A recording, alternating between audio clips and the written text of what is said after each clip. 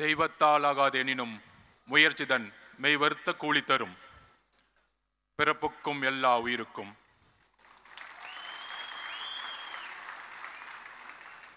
மேடையில் அமர்ந்திருக்கக்கூடிய திருமதி விஜயலட்சுமி, உறுப்பினர் சேர்க்கை அணி செயலாளர், திரு மணிகண்டன், கொள்கை பரப்பு இணைச் செயலாளர், திருமதி தகிரா, கொள்கை பரப்பு இணைச் செயலாளர், திரு ராஜ்மோகன், கொள்கை பரப்பு செயலாளர், திரு CTR நிர்மல்குமார், துணை பொதுச் செயலாளர், திரு ராஜசேகர், தலைமை நிலைமை செயலாளர், திரு வெங்கட்ராமன், பொருளாளர், திரு ஆனந்த், பொதுச் செயலாளர் அவர்கள், சிறப்பு விருந்தினர் பிரசாந்த் கிஷோர் அவர்கள், திரு பிரசாந்த் கிஷோர் அவர்கள் ஜன் சிவராஜ் பார்ட்டியின் நிறுவனர் மற்றும் திரு ஜான் ஆரோக்கியசாமி கட்சியினுடைய ஆலோசகர், தலைவருடைய ஆலோசகர், என்னுடைய நண்பர் மற்றும் நிரந்தர தலைவர்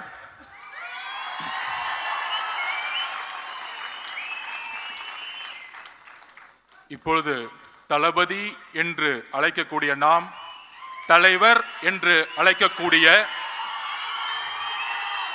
ஒரு பரிணாமத்தை நோக்கி சென்று கொண்டிருக்கின்ற நம்மளுடைய தலைவர், கொள்கை தலைவர், எதிர்காலம் அல்ல இன்றைய எதிர்காலம் எப்பொழுதும் தமிழகத்தின் முகம் நம்மளுடைய தலைவர் அவர்களுக்கு என்னுடைய வணக்கம். தமிழக வெற்றி கழகத்தில் என்னுடைய முதல் உரை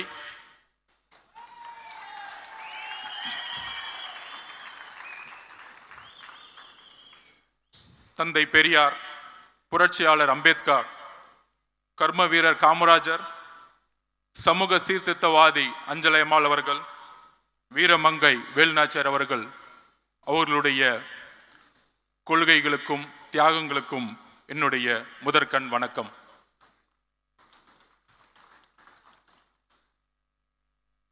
பிறப்பால் ஒரு தலைவர் உருவாகக்கூடாது, மன்னராட்சி ஒழிக்கப்பட வேண்டும் என்கின்ற ஒரு உண்மையை கூறியதற்காக பல்வேறு சூழ்ச்சிகள் என்னை சூழ்ந்த பொழுது ஒரு அழைப்பு வந்தது. திரு தலைவர் அவர்களிடமிருந்து, உங்களுடைய இடம், உங்களுடைய கொள்கை தமிழக வெற்றி கழகத்தில் இருந்து துவங்குங்கள் என்று. நான் ஏன் தமிழக வெற்றி கழகத்தில் சேர்ந்தேன் என்கின்ற பதிவை நான் இங்கு பதிவு செய்ய வேண்டும். சிறு வயதில் புரட்சியாளர் அம்பேத்கர் அவர்களிடமும் தந்தை பெரியார் அவர்களிடம் இணைக்கப்பட்டவன் நான். அந்த கொள்கை வழியில் பல்வேறு அரசியல் கட்சிகளில் பணி சேர்ந்த அனுபவம் இருக்கிறது. ஆனால் என்னுடைய ஒரே கேள்வி, தந்தை பெரியார் அவர்களை சமூக சீர்திருத்தத்தை பேசக்கூடிய இந்த அரசியல் 70 வருட அரசியல் எப்பொழுதும் புரட்சியாளர் அம்பேத்கரை மேடையில் ஏற்றியது கிடையாது.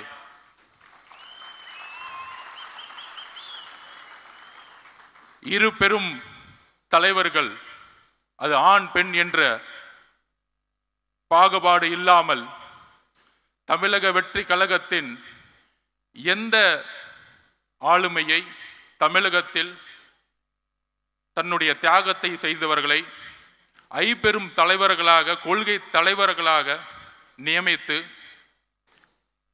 தன்னுடைய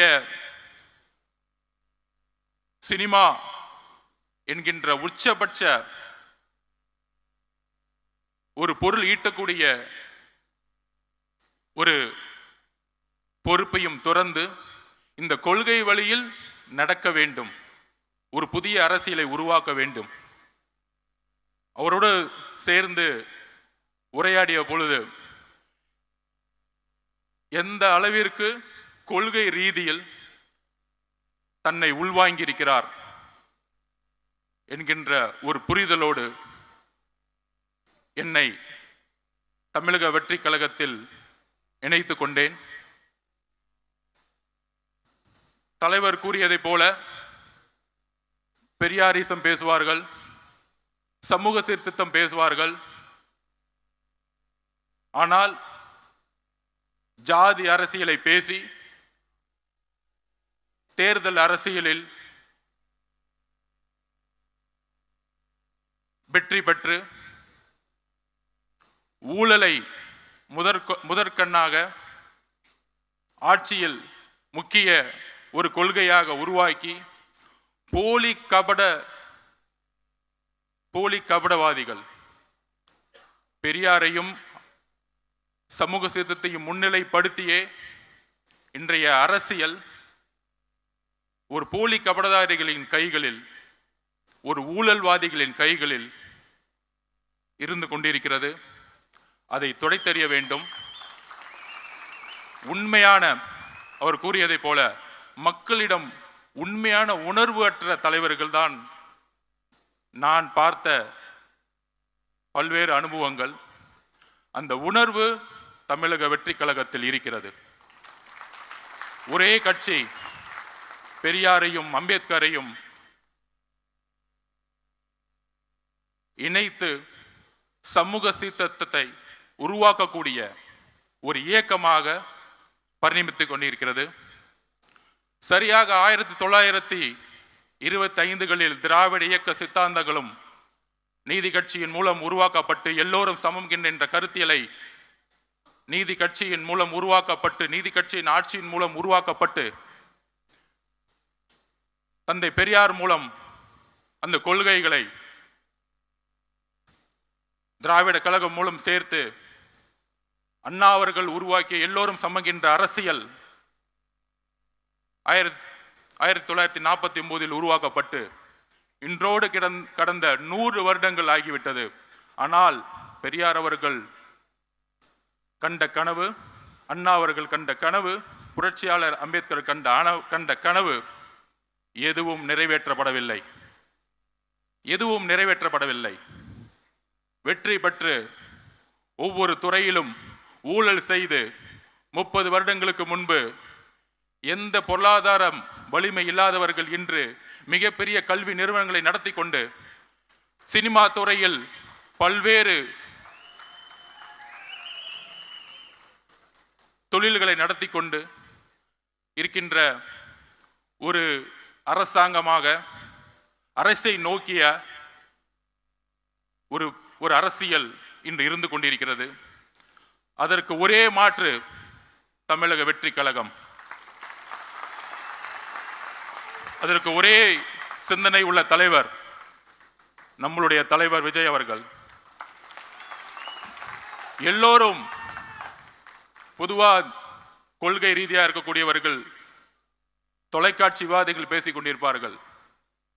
நடிகர், அவருக்கு கொள்கை தெரியுமா அப்படிங்கிற விமர்சனம் இன்றைக்கு வரைக்கும் வைத்துக் கொண்டிருப்பார்கள். 75 வருடங்களாக கொள்கை பேசிய தலைவர்கள் இதுவரையும் என்ன மாற்றத்தை உருவாக்கி இருக்கிறார்கள்? 2021 பிரச்சாரம் திமுக செய்த பொழுது தமிழகத்தை கடனில் செலுத்திய மாநிலம் அதிமுக 5 லட்சம் கோடியை விட்டு சென்றது. 15 வருஷமா 5 லட்சம் கோடி தமிழக அரசு வாங்கியது. இன்றைக்கு வந்த 4 வருஷத்துல 4 லட்சம் கோடி. இன்றைக்கு 9 லட்சம் கோடியாக கடன் சென்றுகிட்டு இருக்கிறது. Policy failures. கொள்கைகளை பேசி, மேடைகளில் பேசி, மக்களிடம் கவர்ச்சியை ஏற்படுத்தி, அந்த கவர்ச்சி மூலம் ஆட்சியை ஏற்படுத்தி, அந்த ஆட்சியின் மூலம் ஊழலை மட்டுமே செய்து கொண்டிருக்கின்ற ஒரு அரசாங்கம் தான் இன்றைக்கு இருந்து கொண்டிருக்கிறது. மேம்பட்ட நாடுகளில் ஊழல் எப்படி இருக்குன்னா, வளர்ச்சி ஊழல், பொருளாதாரத்தை உருவாக்குவாங்க, அதுல ஊழல் இருக்கும். இங்க கடனை உருவாக்கி அதுல ஊழல் பண்றாங்க. இதுதான் பிரச்சனை. ஊழல் பண்றீங்க, ஒரு பொருளாதாரத்தை உருவாக்கி ஊழல் பண்ணா கூட ஒரு பெரிய புரட்சியை மேலை நாடுகளை பார்க்கலாம். இங்க கடனை உருவாக்கி ஊழலை செய்து கொண்டிருக்கிறார்கள். நம்மளுடைய தலையில எல்லாம் 9 லட்சம் கோடி இருக்கு. இன்னைக்கு 4 வருஷத்துல 4 லட்சம் கோடி. கேட்டா பொருளாதாரம் வளர்ந்துருச்சு, 10 லட்சம் கோடியை கொண்டு வந்துட்டோம். எல்லாமே மீடியா செட்டிங், பக்கா செட்டிங் பண்ற தவிர எதுவுமே தெரியாது. நான் ஒண்ணு கேட்கிறேன், என் தலைவரை பார்த்து நடிகருக்கிறீங்க. அவர் எப்பயுமே சொன்னார், இப்ப கூட பதிவில், என்னுடைய ஒரே ஒரு கமிட்மெண்ட் இருக்கு, முடிந்த உடனே என்னுடைய வாழ்க்கை முழுவதும் மக்களுக்காக டிக்ளேர் பண்ணிட்டார்.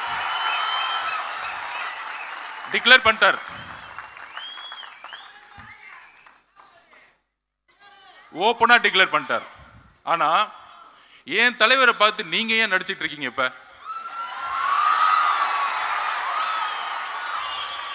அதுவும் கொஞ்சம் அவர் போடுற பேண்ட் சட்டையை மாத்தி நடிச்சா கூட பரவாயில்ல.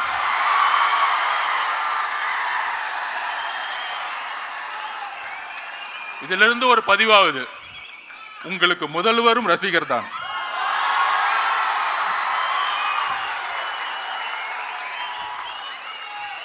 அப்புறம் நம்ம எல்லாம் வந்து அண்ணன் கூப்பிடுவோம், எல்லாரும் அண்ணன் தான் கூப்பிடுவோம்.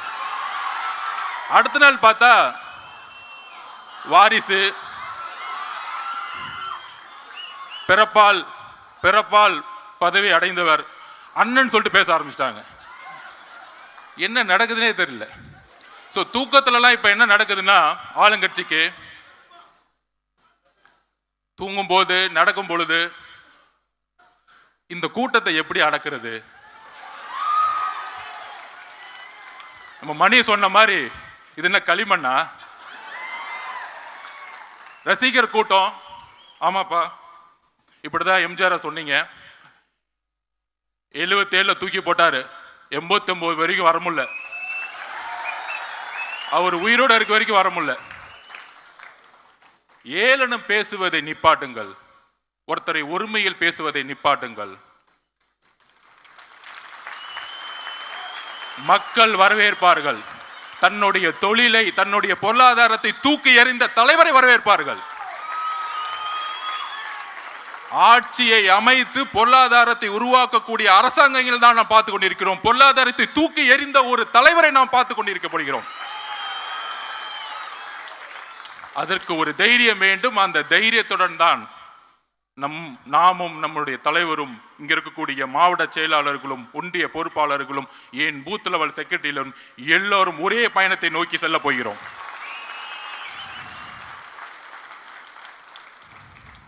நம்ம ஜெனரல் செக்ரட்டரி அண்ணன் இது கிளம்பும் போது 4 மணி, ஆனா 6 மணிக்கு இருந்தார் காலையில.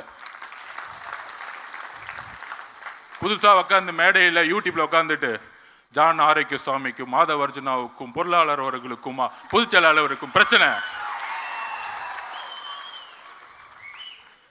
டைம் வேஸ்ட் பண்ணாதீங்க. நாங்க ரொம்ப கிளியரா இருக்கும், ஃபோக்கஸ்டா இருக்கும். நான் ஸ்போர்ட்ஸ் மேன், அண்ணன் நம்பர் 1, நடிகர் இல்ல, இண்டஸ்ட்ரியோட நம்பர் 1.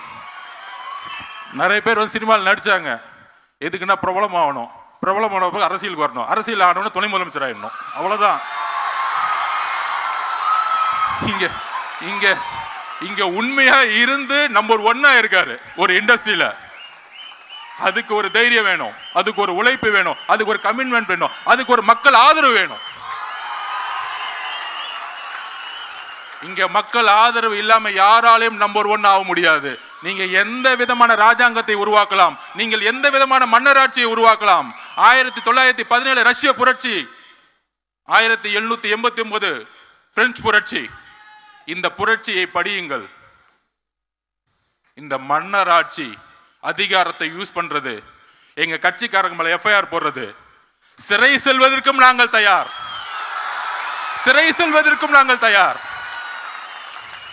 சிறைகளை பார்த்து பயப்படுவர்கள் நாங்கள் சிறையும் செல்வோம், சென்ட் ஜார்ஜ் கோட்டையும் செல்வோம். அடுத்த 62 வாரங்கள் நாம் தான் எதிர்க்கட்சி தலைவர், நம் தலைவர் தான் எதிர்க்கட்சி தலைவர். தயாராவோம், நீங்கள் எதையும் செய்யுங்கள். எத்தனை போலீஸ் சொன்னா பண்ணுவாங்க. நம்ம தலைவர் விகடன் மேடல சொன்னார், உங்களுடைய கூட்டணி அரித்மாட்டிக்ஸ், உங்களுடைய கூட்டணி பலமான கூட்டணி இதெல்லாம் உடையும். அதுக்கு ஒரு உதாரணம் சொல்றேன். 2011 இதேதான் யோசிச்சாங்க. திமுக 30%, காங்கிரஸ் 10%, 40, அதோடு சேர்ந்து பிஎம்கே 8%, விசிகே எல்லாம் சேர்ந்து 55% வர சொன்னாங்க. ஆனா 203 தொகுதிகளில் அன்றைக்கு இருந்த ஜெயலலிதா மேடம் ஜெயிச்சாங்க. எதிர்கட்சி தலைவராக கூட ஆக முடியல. சோ தமிழக மக்களுக்கு தெரியும் ஆட்சியோட பிரச்சனை என்ன. 36% ஈபி விலை ஏற்றி இன்னைக்கு எந்த இண்டஸ்ட்ரியும் ரன் பண்ண முடியல. நீங்க கொடுக்கக்கூடிய 1000 ரூபாய் பத்துமா? 1000 ரூபாய் கொடுத்து 10,000 ரூபாய் பிடிங்கிட்டீங்க மக்கள்கிட்ட. இதையெல்லாம் என்னுடைய தலைவர் எதிர்கட்சி தலைவராக இருந்து பேசுவார் கூடிய விரைவில். அவருடைய பயணம், அவருடைய ஒவ்வொரு நொடியோடைய பயணம் தமிழகத்தில் அதிர்வலைகளை 1967 அண்ணா ஏற்படுத்தியது போல 1977 எம்ஜிஆர் ஏற்படுத்தியது போல அடுத்த பிளவு ஏற்படும் தமிழகத்தில்.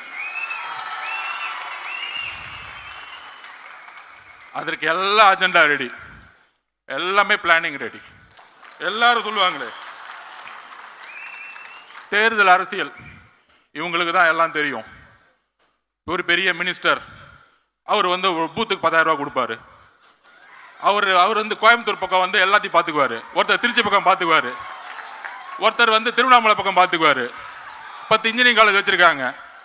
1967 மக்கள் தூக்கி போட்டதும் 1977 திரு எம்ஜிஆர் அவர்களை கொண்டு வரும் போதும் பண பலத்தை நோக்கி இல்ல, மக்கள் செல்வாக்கை நோக்கி. எங்களிடம் பணம் இல்லாமல் இருக்கலாம், ஆனால் உழைப்பு இருக்கிறது, தைரியம் இருக்கிறது, நல்ல தலைவர் இருக்கிறார், அதோடு சேர்ந்த உண்மை கொள்கை இருக்கிறது. So agenda ready. முக்கியமா அடுத்தது ஒரு விஷயம், திரு ஜன்சுராஜ் தலைவருடைய பிரசாந்த் கிஷோர் அவர் ஏன் இங்க வந்தார்?